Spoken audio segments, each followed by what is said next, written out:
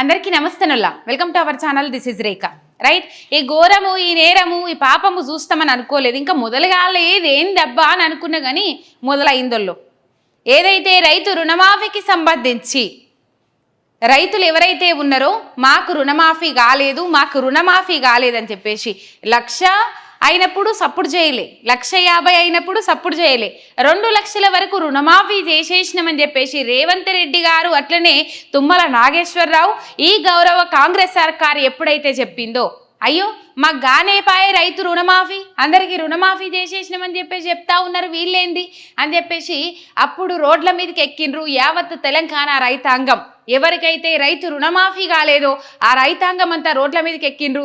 ధర్నాలు, రాస్తారోకాలు, ర్యాలీలు, నిరసనలు, దిష్టి బొమ్మలు దగ్ధం చేసుడు, ఇట్లాంటి రేవంత్ రెడ్డికి శివయాత్ర నిర్వహించుడు, గిసొంటి పనులన్నీ ముంగటేసుకొని వాళ్ళు పోతానే ఉన్నారు. మొన్నటి నుంచి 15 ఆగస్టు తెల్లారి నుంచి, 15 ఆగస్టు నాడు కావచ్చు, 15 ఆగస్టు తెల్లారి నుంచి ఈ రైతు రుణమాఫీకి సంబంధించిన నిరసనలు పెద్ద ఎత్తున వ్యక్తమవుతా ఉన్నాయి తెలంగాణ రాష్ట్ర రైతాంగం నుంచి. ఏమన్నారు? కావాల్సుకొనే వీళ్ళు దుష్ప్రచారం చేపిస్తూ ఉన్నారు, ప్రచారం చేస్తూ ఉన్నారు, అది అంత అవాస్తవము, మేము రైతు రుణమాఫీ చేసేసినాము, 2 లక్షల ఏకకాల రుణమాఫీ చేసేసినామని చెప్పిండ్రు. ఇప్పుడు ఈ ప్రచారము ఏదైతే ఉన్నదో అది నిజమని బయటకు తెలిసేటప్పటికీ దాన్ని తట్టుకునుడు కాంగ్రెస్తోని అయితలేదు. కాంగ్రెస్తోని కాకపోగా ఏం చేస్తూ ఉన్నారు? ప్రభుత్వానికి చెడ్డ పేరు వస్తూ ఉన్నది, రేవంత్ రెడ్డికి చెడ్డ పేరు వస్తూ ఉన్నది, దేవుళ్ళ మీద ఒట్టు పెట్టిండు, 2 లక్షల ఏకకాల రుణమాఫీ చేస్తా అన్నాడు. ఇలా కనీసము కమ్సే సగం మంది రైతులకు కూడా రుణమాఫీ చేయలేదు రేవంత్ రెడ్డి. అందుకని రైతులందరూ రోడ్లెక్కిండ్రు. ఈ రోడ్లెక్కుడుతోని రాష్ట్ర ప్రభుత్వానికి చెడ్డ పేరు వస్తూ ఉన్నది, వ్యతిరేకత ఇంకా పెరిగిపోతూ ఉన్నది అని చెప్పేసి వాళ్ళు ఏంటంటే ఒక స్పెషల్ డ్రైవ్ అనే ప్రోగ్రాంకి తెరలేపిండ్రు. స్పెషల్ డ్రైవ్ అంటే ఆల్రెడీ వివరాలు అన్నీ ఉన్నప్పటికీ కూడా ఏదో స్పెషల్ డ్రైవ్ ప్రజలను శాంతింపజేసేందుకు, రైతులను మత్పరిచేందుకు, మిమ్మల్ని మేము మోసం చేయలేదని చెప్పేందుకు వాళ్ళు ఏవేవో చెప్తా ఉన్నారు. ఇంకా 12,000 కోట్లు ప్రకటిస్తామని తుమ్మల నాగేశ్వరరావు, లేకపోతే పొంగులేటి శ్రీనివాస్ రెడ్డి, ఇంకా వాళ్ళు కానోళ్ళు ఎవరైతే ఉంటారో వాళ్ళు గిట్లా చేయాలని చెప్పేసి తుమ్మల నాగేశ్వరరావు రైతు సంక్షేమం కోసమే ఈ పైసలని ఖర్చు పెట్టినామని చెప్పేసి ఆయన మాట్లాడతాడు. చాలా మంది రైతులకు దగా పెద్ద టోపీ పెట్టిండ్రోల్లా. ఈ రైతు రుణమాఫీ ముచ్చట్ల చాలా మంది రోడ్లెక్కుతా ఉన్నారు.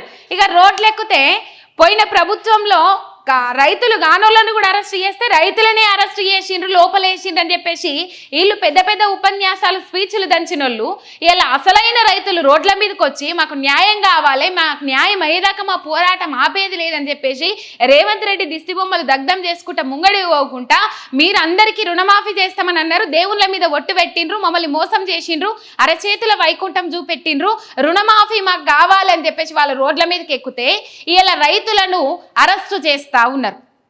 ఆదిలాబాద్ జిల్లా తలమడుగు మండలంలో వాళ్ళు రైతు రుణమాఫీ కాలేదని రోడ్లు ఎక్కితే ఆ 11 మంది రైతుల చేతులకు సంఖ్యలేసిండ్రు.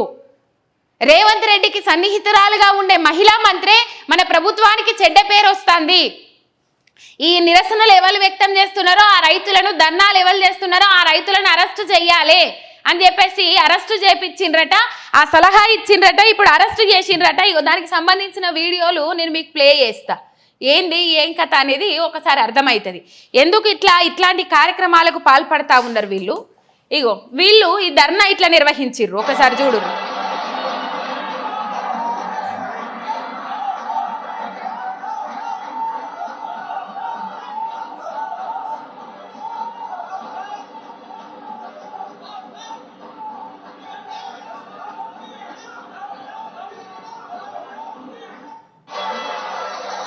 రైట్, ఇదన్నట్టు వాళ్ళు ధర్నా చేసుకుంటూ పోతే 11 మంది రైతులను అరెస్టు చేసిండ్రు.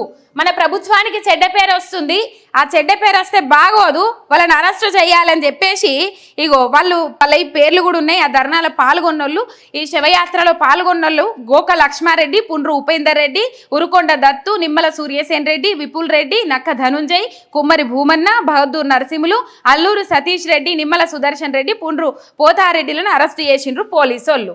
మొత్తం మీద ఈ రోజుల వీళ్ళకు స్వేచ్ఛ ఉందంటారు, సమానత్వం ఉందంటారు, అటు పోతే అందరూ ధర్నాలు చేసుకోవడానికి అవకాశాలు ఇచ్చినామని అంటారు.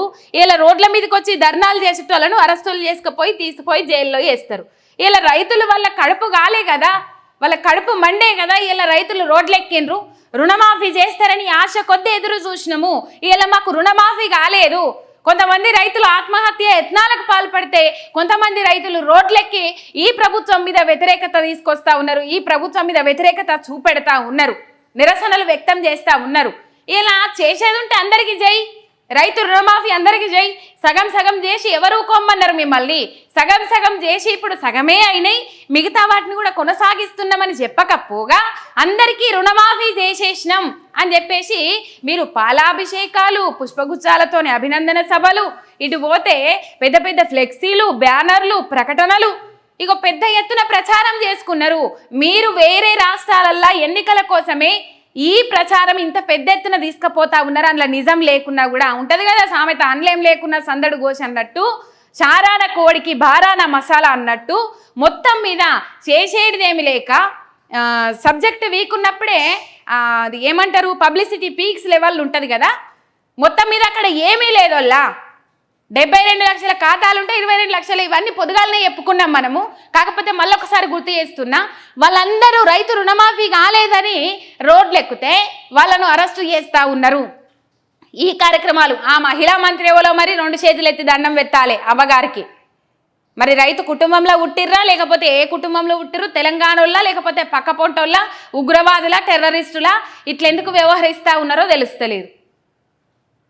మొత్తం మీద మన ప్రభుత్వానికి చెడ్డ పేరు వస్తుంది.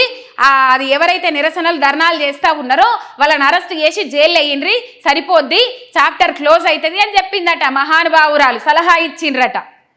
అందుకని వీళ్ళని అరెస్ట్ చేసుకుంటా పోతా ఉన్నారట. ఈ 11 మంది రైతులను అరెస్ట్ చేసిండ్రు. దాదాపు ఇక ఏదైతే రుణమాఫీ ఎవరికి కాలేదో అని చెప్పేసి బీఆర్ఎస్ నాయకులు కానీ కార్యకర్తలు కానీ వాళ్ళు డీటెయిల్స్ సేకరిస్తామని ఊళ్ళకు పోతే వాళ్ళను కూడా అరెస్ట్ చేసి తీసుకుపోతా ఉన్నట పోలీసు వాళ్ళు. ఇది పరిస్థితి. మొత్తం మీద మాకు రుణమాఫీ కాలేదని చెప్పేసి అయినా ప్రశ్నిస్తున్నోళ్ళని ఏట్ల దూకి సావు అంటున్నాడు రేవంత్ రెడ్డి. ఇక రైతులను ఊకుంటాడా?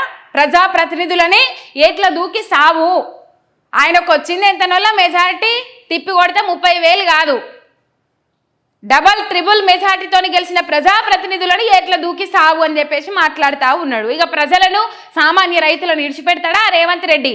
ఇది కాంగ్రెస్ పక్షపాతి ప్రభుత్వం అయితేనే ప్రభుత్వము కాదని మనకు అర్థమవుతా ఉన్నది. మొత్తం మీద